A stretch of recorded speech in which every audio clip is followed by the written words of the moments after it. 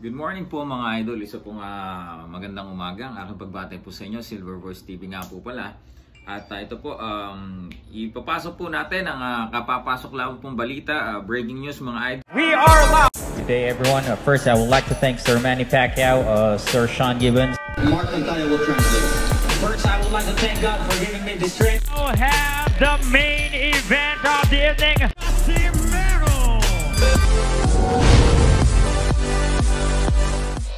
Ito nga po ay ipinost na ng Filipino Boxing at kumpirmado din po ng NT Promotions na ito nga pong si Raymart Gabalio ay talagang makakakuha na ng pinakamalaking break. Sabi nga po dito, the WBC or World Boxing Council has ordered Nonito Donaire, which is the bantamweight champion of WBC, to defend his WBC bantamweight title against interim champion Raymart Gabalio. Mga kaibigan, so ito nga po, in-order na o inutusan ng WBC si Champ Nonito Donaire para po siya ay idepensa ang kanyang title laban nga po dito sa interim champion naman na si Raymart Gabalio, mga idol. So ano man po yung haka-haka, yung mga atin pong mga iniisip mga kaibigan or hindi pa napapa-finalize because something is going on, ito na nga po yun because the WBC ordered Champ Nonito Donaire to defend his title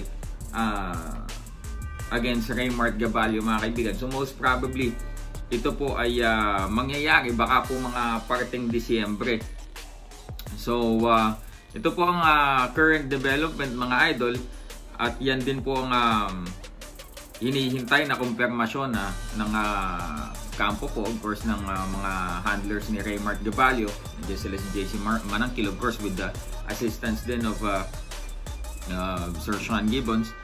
And ito nga po mga kaibigan ay napakalaking development or napakalaking tawag dito, magiging usapin na naman ito sapagkat inaakala nga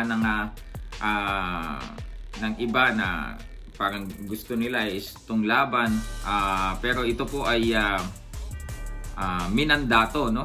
Kumbaga obligado ang world champion ng WBC na labanan na po itong interim champion. Why? Because Raymart Gabalio has been the interim champion for quite some time na din mga idol. So yun lamang po ang update natin ngayong umaga mga kaibigan. At mamaya po may ibabalita din kami regarding the upcoming fight naman nito pong si Marlon Tapales. At ito pong si Marlon Tapales ay lalaban na sa isa na naman pong World Title Eliminator. So abangan nyo po yan sa aking pong susunod na video.